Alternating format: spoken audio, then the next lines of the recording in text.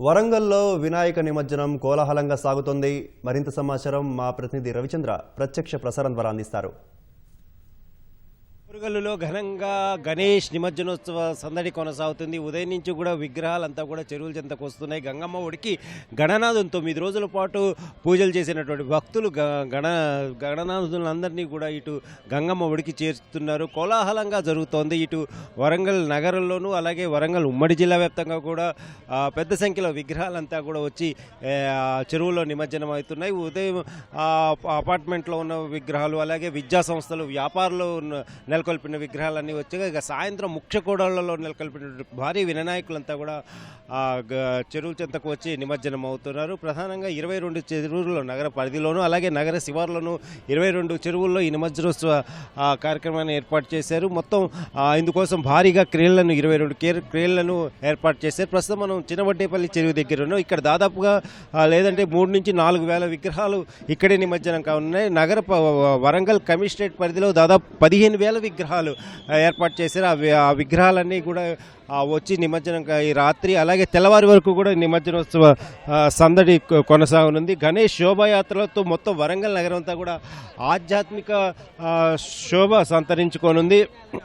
అలాగే మొత్తం 22 చెరువుల్లో ఈ నిమజ్జనోత్సవం జరుగుతుంది. అలాగే మత్స్యశాఖ రెవెన్యూ అధికారుల సమన్వయంతో నిమజ్జనోత్సవం ఆద్యంతం కనుల పండుగ జరుగుతోంది.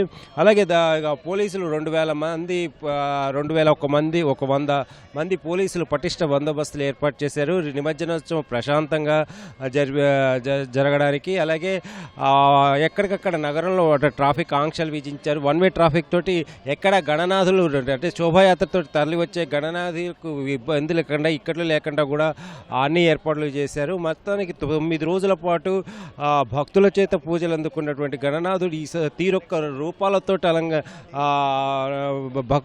గణనాథులను నెలకొల్పారు. అలాగే అనేక ప్రతిరోజు ఉదయం సాయంత్రం వేళల్లో పూజలు చేశారు. అపార్ట్మెంట్లలోనూ అలాగే ముఖ్య కూడళ్లలోనూ విద్యా సంస్థల్లోనూ వ్యాపార సంస్థల్లోనూ దుకాణాల్లో అన్ని చోట్ల కూడా 9 రోజుల పాటు పూజలు చేసినటువంటి గణనాథుని అంతే గౌరవంగా తీసుకొచ్చి గంగమ్మ చెంతకు చేరుస్తున్నారు.